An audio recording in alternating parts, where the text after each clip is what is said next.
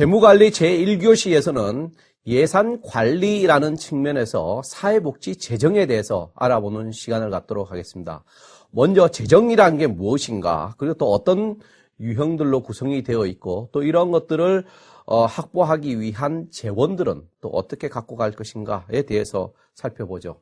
먼저 사회복지 재정이라고 할 때 재정의 의미가 뭐냐라는 것을 정확하게 알 필요가 있습니다.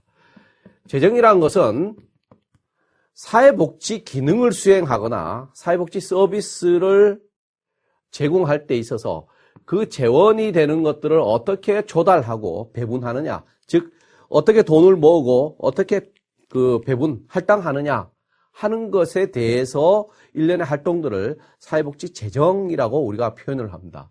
이때 이 사회복지 재정에는 크게 두 가지 유형이 있죠. 먼저 공공재원과 민간재원으로 나눠보는데, 이 공공재원에 관계되는 것을 공공재정이라고 하고 민간의 재원으로 형성된 것을 민간재정이라고 표현을 합니다. 그리고 공공재원은 크게 다시 두 가지로 나눠볼 수가 있죠. 즉 중앙정부 재정과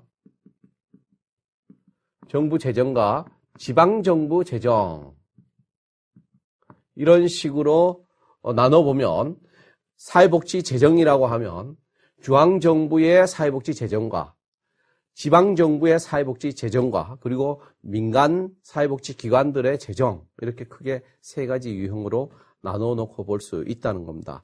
이런 내용들에 대해서 오늘 전반적으로 살펴볼 것입니다. 특히 이 중앙정부와 지방정부 재정에 있어서는 그 일반적으로 일반 조세 수입으로 형성되는 예산이라는 것과 그 다음에 예산과는 별도로 형성되는 기금이라는 것, 그리고 민간의 재정에 있어서는 후원금이나 기부금과 같은 것들로 형성되는 사회복지 공동모금회를 통해서 되든 아니면 자체 기관의 기부금으로 형성되든 민간 재원의 하나의 여러 가지 요소들로 이루어진다라고 얘기를 할 수 있습니다.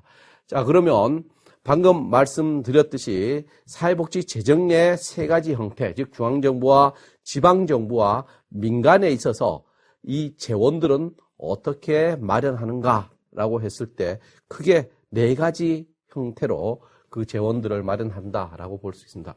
즉 다시 얘기해서 재원의 조달 방법이라고 할 수가 있겠죠. 재원 조달 방법에 있어서는 자, 예산 집행에 있어서 지금 쭉 얘기했는데 굉장히 강조되는 것이 바로 통제라는 거예요. 굉장히 제한된 범위에서 용도가 지정되고 규정과 규칙 속에서 이게 전부 통제와 관련되는 겁니다.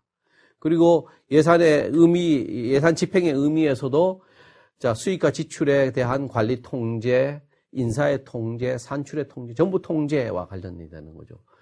바로 이 통제라는 것은 예산 집행에 있어서 기본이다라고 얘기할 수 있고, 돈이 함부로 쓰이게, 남용되지 않고 오용되지 않도록 쓰이게 하는 것이 기본이다라는 거죠.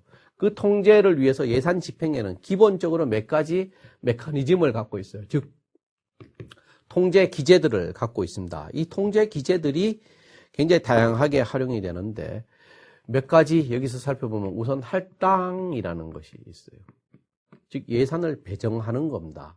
예산 배정이라는 것이 그냥 이루어지는 것이 아니고 한꺼번에 예산이 만약에 1년에 1억이다라고 하면 1년에 1억을 예산이 배정됐다라고 해서 바로 연초에 1억을 주는 게 아니고 이게 할당을 해서 분기별로 할당을 시키고 그다음에 월별로 할당을 시켜서 예산 집행에 있어서 일정하게 그 연차적으로 계획에 의해서 분기 월별로 나눠서 지급하는, 즉 할당하는 형태를 취하고 있다라고 얘기할 수 있습니다. 그리고 이 할당의 과정은 예산의 지출 과정과 관련이 되는데 이 할당이 이루어지면 바로 지출이 되는 것이 아니고 여러 경로를 통하게 하죠. 그래서 지출의 과정을 보면 계약의 행위가 이루어지고 그 다음에 지출의 행위가 이루어집니다. 그리고 지출의 행위가 이루어지면 지급이라는 행위가 이루어진 이 3단계로 이루어지는 것이 할당의 어떤 지출의 지급 과정이다라고, 지출의 과정이라고 할 수 있습니다.